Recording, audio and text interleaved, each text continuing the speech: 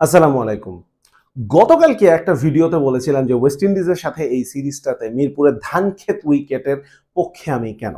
কারণ ওয়ার্ল্ড কাপে ডিরেক্ট কোয়ালিফিকেশনের জন্য র‍্যাংকিংয়ে মাত্র এক ধাপ এগিয়ে ৯ নম্বরে থাকা ওয়েস্ট ইন্ডিজের বিপক্ষে এই সিরিজটা বাংলাদেশের জন্য ৩-০ তে জেতাটা খুব জরুরি ছিল। সেটা তো হলো না, কারণ দ্বিতীয় ম্যাচটা দুর্দান্ত একটা ম্যাচ ছিল, দুর্দান্ত পারফর্ম করে ওয়েস্ট ইন্ডিজ জিতে নিল। সাধারণত এই ধরনের ম্যাচ হারার পরে মানে কোনো গর্ধপ মার্কা ভুল করে ম্যাচ না হারলে আমি ম্যাচগুলো এনজয় করি। মানে হ্যাঁ, বাংলাদেশি হিসেবে একটু খারাপ লাগে, কিন্তু ওভারঅল একজন ক্রিকেট প্রেমী হিসেবে ম্যাচগুলো আমি এনজয় করি। গতকালকেও আমি এনজয় করেছিলাম। গর্ধপ মার্কা ভুল বলতে আমি যদি দুটো খুব রিসেন্ট এক্সাম্পল দিই, একটা হচ্ছে ছেলেদের ওই এশিয়া কাপে টি-20 ফরম্যাটে যেটা হয়েছিল পাকিস্তানের বিপক্ষে ম্যাচটা, যেটা জিতে বাংলাদেশ ফাইনালে যেতে পারতো। সেখানে পুরো দলের ব্যাটিং এর যে অ্যাপ্রোচটা সেটা ছিল একটা গর্ধপ মার্কা ভুল।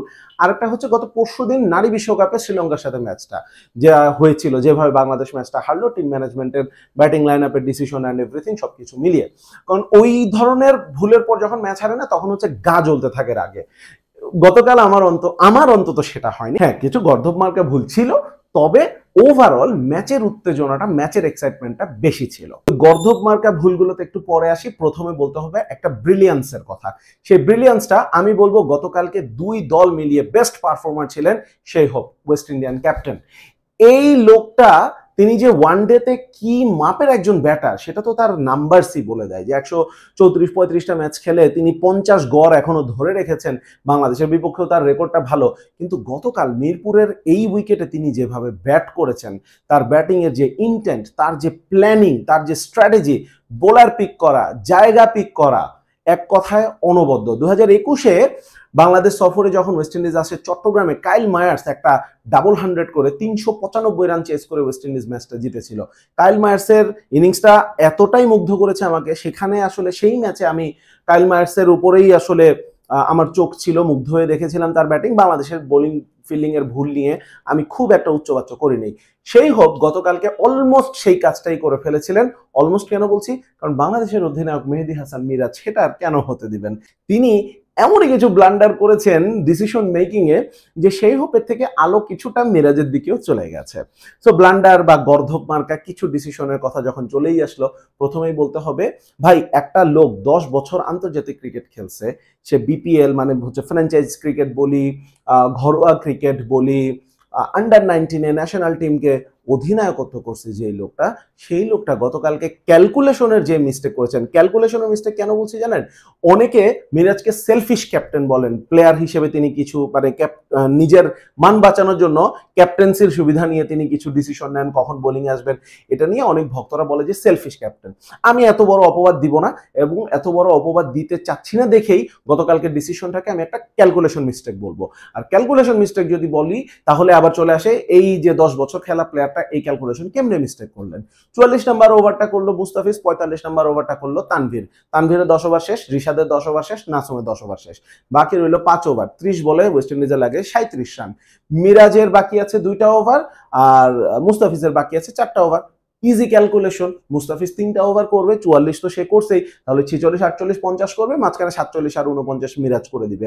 এই উইকেটে যতই টার্ন থাকুক না কেন, আপনি চাইলে ডিসাইসিভলি পিচ পর্যন্ত যদি যাইতে পারেন, তাহলে স্পিনারদেরকে মারা সম্ভব। সেটা তো রিশাদ করে দেখিয়েছেন। তারপরেও স্পিনারদেরকে মারাটা এত সহজ না, একটা রিস্ক থাকে। তারপরেও মিরাজ যদি ২ ওভারে কিছু মার খেয়েও যায়, মুস্তাফিজ ৩টা ওভার করলে ৩ ওভারে ৩০ বলে ৩৭ রান, এটা খুব একটা সহজ হওয়ার কথা না। সেই হোপ উইকেটে আছেন, সেটা মাথায় রেখেও আমরা কিন্তু এটাই চিন্তা করছিলাম। কিন্তু মুস্তাফিজকে না এনে ওই ৪৬তম ওভারটা মিরাজ আসলেন, পুরো চিত্রনাট্য উল্টাপাল্টা হয়ে গেল।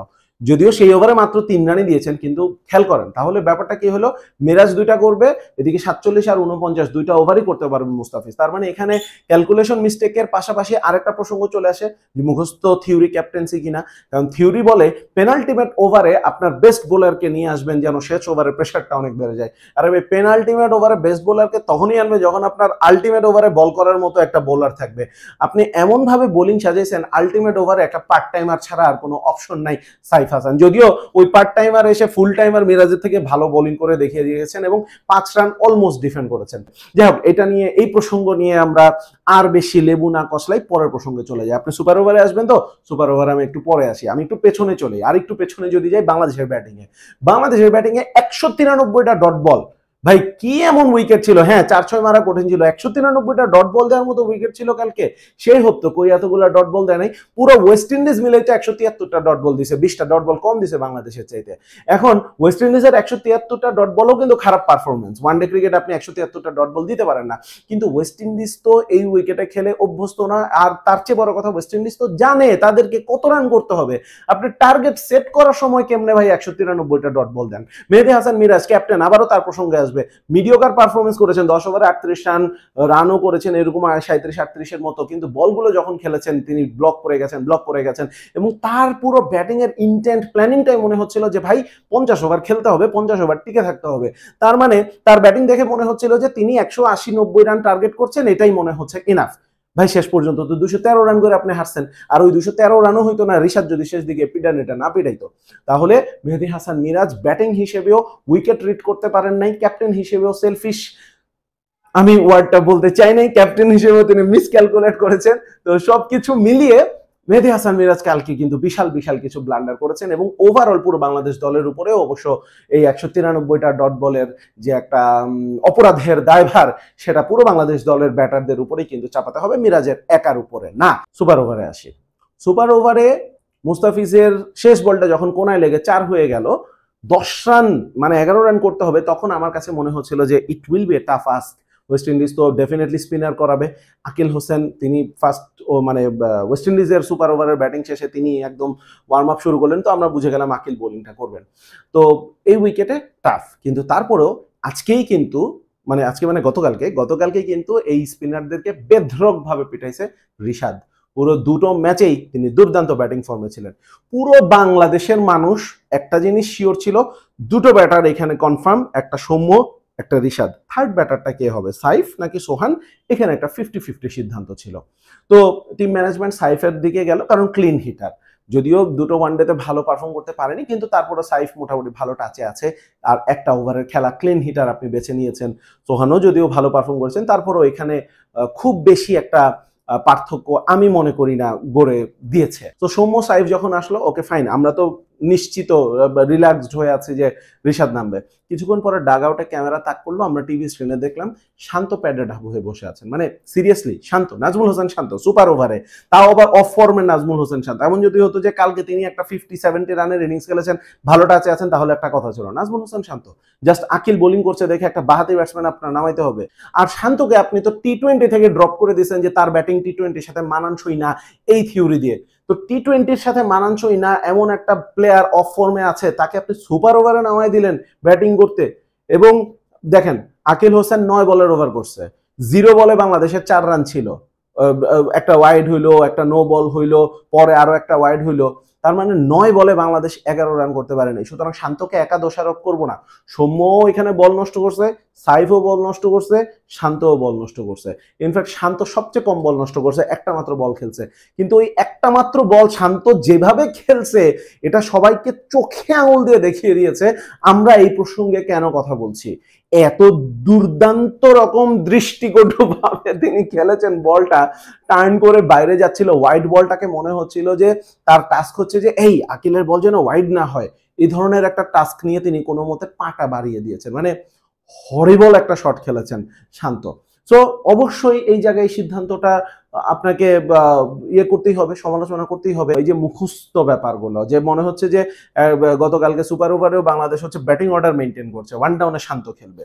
আরেকটা প্রশ্ন এখানে তোলা উচিত, সাইফ হাসানের শেষ ওভারের কথা তো বলছিলাম যে 5 রান অলমোস্ট ডিফেন্ড করেই ফেলেছিলেন, শেষ বলটাতে কিন্তু একটা ক্যাচ উঠেছিল, সোহান ক্যাচটা ড্রপ করেছিলেন। সোহানকে দেশসেরা কিপার বলা হয়, আমি সোহানকে ছোট করে দেখছি না। ওই ক্যাচটা সোহান ড্রপ করতে পারতেন, জাকের আলী ড্রপ করতে পারতেন, লিটন ড্রপ করতে পারতেন, অঙ্কন ড্রপ করতে পারতেন, কারণ ওই ক্যাচটা অনেক কঠিন ছিল। কিন্তু এই মুহূর্তে আমরা তো সোশ্যাল মিডিয়া দ্বারা অনেক প্রভাবিত হই এবং আমাদের একটা ধারণা যে বাংলাদেশ ক্রিকেট বোর্ড বা টিম সিলেকশনও সোশ্যাল মিডিয়া দ্বারা প্রভাবিত হয়, সেই ধারণা থেকেই বলছি সোশ্যাল মিডিয়ায় সোহানের এই ক্যাচ ড্রপটা নিয়ে খুব একটা উচ্চবাচ্য দেখি নাই। জাকের আলী যদি এই ক্যাচটা ড্রপ করতো তাহলে সোশ্যাল মিডিয়ায় জাকের আলীকে নিয়ে তাকে পার্সোনাল অ্যাটাক করে, তিনি চুইংগাম যাবার না কি করেন সেগুলো করে, সেটা পার্সোনাল অ্যাটাকে আমি বলবো। খেলার মধ্যে তো আমরা সমালোচনা করতে পারি না, আমাদের দৌড় হইতেছে একটা পার্সোনালি তাকে অ্যাটাক করা। তো যাই হোক, তো সোহানকে নিয়ে কিন্তু এত সমালোচনা হচ্ছে না যেটা অন্যদের নিয়ে হতো। আমি বলছি না সোহানকে নিয়ে সমালোচনা করুন, আমি বলছি আপনারা সবাইকে একই দৃষ্টিতে দেখুন। ক্যাচটা সোহানের জন্যও কঠিন ছিল, ক্যাচটা জাকের থাকলেও কঠিন হতো। দুজনকে সমান দৃষ্টিতে আপনাকে দেখতে হবে। দুটো ক্ষেত্রেই ক্যাচ ড্রপ বললে ক্যাচ ড্রপ বলতে হবে, আর আপনি যদি তাকে সমালোচনা করতে চান দুজনেরই সমালোচনা করতে হবে, কিন্তু ট্রোল আপনি কাউকে করার অধিকার রাখেন না। সোহানের ক্ষেত্রে আরেকটা কথা বলতে হবে যে সোহান এই ধরনের ক্রাঞ্চ মোমেন্টে তার কিন্তু গড়বড় করে ফেলার উইকেটের পেছনে রেকর্ড আগেও রয়েছে, হিস্ট্রি আগে রয়েছে। টি-20 বিশ্বকাপ 2022 জিম্বাবুয়ের বিপক্ষে একদম লাস্ট বলে মোসাদ্দেক বোলিং করছিলেন, ওই যে স্টাম্পের আগে তিনি বল রিসিভ করে স্টাম্পিং করলেন, নো বল হলো, বাংলাদেশ ম্যাচটা হেরে যেতে পারতো, ভাগ্য ভালো হেরে যায়নি। আমি যদি ভুল করে না থাকি পাকিস্তানের ম্যাচে রিজওয়ানের একটা ক্যাচও তিনি মিস করেছেন। সুতরাং এগুলো হিউম্যান এরর, ঠিক আছে, কিন্তু তার এই ধরনের ক্রাঞ্চ মোমেন্টে ব্লান্ডার করার রেকর্ড রয়েছে। সো আমরা অ্যাজ ফ্যান একজনকে যাকে এই মুহূর্তে আমি মানে সোহানকে এই মুহূর্তে কথাটা জরুরি এখানে, সোহানকে আমরা এই মুহূর্তে একদম ফেরেশতা বানিয়ে তাকে মাথায় তুলে নাচ্ছি। সোহান যদি ব্যর্থ হতে থাকেন তাহলে কিন্তু তাকেও আমরা পায়ের নিচে গিয়ে পারাবো, এটাও আমরা করেছি কিন্তু। সো এই মুহূর্তে যাকে আমরা পছন্দ করি তার 7 খুন মাফ, আর যাকে আমরা অপছন্দ করি তার যাই হোক আমাদের চোখে সহ্য হয় না, এই মেন্টালিটিটা আসলে ঠিক না। যাই হোক, ভিডিওটা একটু লম্বাই হয়ে যাচ্ছে, যদি ভালো লাগে বন্ধুদের সাথে শেয়ার করতে পারেন, চ্যানেলটা অবশ্যই সাবস্ক্রাইব করবেন, আর অবশ্যই আপনার মতামত কমেন্টে জানাতে ভুলবেন না।